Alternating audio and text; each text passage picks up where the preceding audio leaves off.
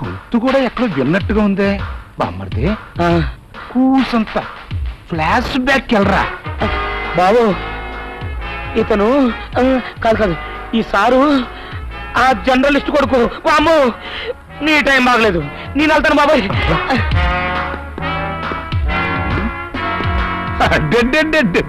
నువ్వు ఆ రాజశేఖరం కొడుకువేగా? నువ్వు కాదురా గవ్వ, మీరు. అలెగ్జాండర్ గారు. ఏకవచనం ప్రయోగిస్తే ఏకాకి వైపోతావురా రాస్కల్. సే అలెగ్జాండర్. ఒంటి మీద చారులేసుకుంటే మేక పులైపోద్దా, పేరు మార్చుకుంటే పవర్ పెరిగిపోద్దా? మిస్టర్, నాతో రాజీకొచ్చావా? సరే సరే, కాదు అని ఈ రాచకొండతో ఢీకొంటే పొడి పొడి చేసేస్తాను, జాగ్రత్త. కొండల్ని పర్వతాలని ఢీకొనడానికి అలెగ్జాండర్ అవసరం లేదు లచ్చన్న. నేను నా సింహాసనం మీద కూర్చుని రిమోట్ నొక్కితే కొండల గుండెల్లో డైనమైట్స్ పేలుతాయి. రాచకొండ బతుకులో గుప్పెడు బూడిద మిగులుతుంది. అలెగ్జాండర్, గుర్తుందా? ఒక రోజు నా కోటకొచ్చి ఇలాగే రంకెలేశారు.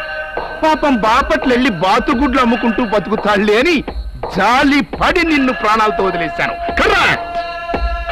ఇప్పుడు అర్థమైందయ్యా, అవాళ్ళు నేను చేసింది పొరపాటు అని. పొరపాటు చేసింది నువ్వు కాదు, నేను. నా తండ్రిని చంపిన రోజే, నా చెల్లి మీద చేయి వేసిన రోజే నీ వెన్నెముకని 1000 ముక్కలు చేయాల్సింది.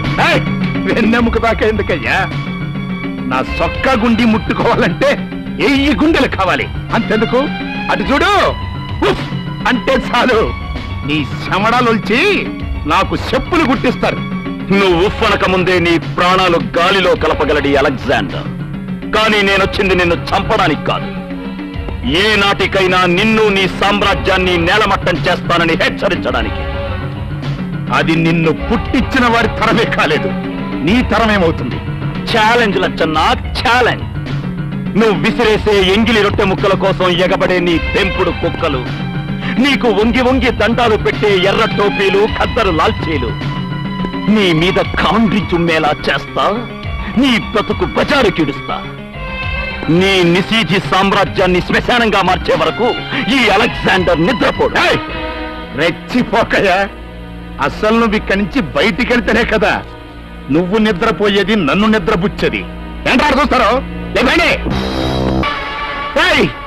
ఎలకనా ఎల్లరా, నా కూడు తిరిగి కండలు పెంచి నా శత్రువుకే సెల్యూట్ చేస్తానంట్రా. చూసేవా లచ్చన్న నా దెబ్బ? ఇప్పటి వరకు నీ మనుషులు, ఇప్పుడు నా మనుష్యులు. ప్రశాంతంగా బతుకుతున్న ఈ ప్రశాంత్ జీవితంలో నువ్వు రగిలించిన చితి మంటలు ఇంకా ఆరిపోలేదు. ఆ మంటల్లోంచి ఉదయించిన అగ్ని ప్రభంజనం ఈ అలెగ్జాండర్. Take care.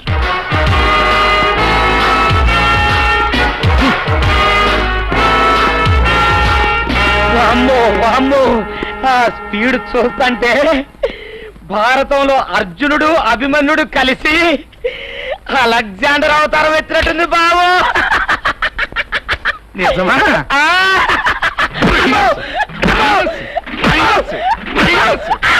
మాట్లాడే మడ్ర చేస్తా.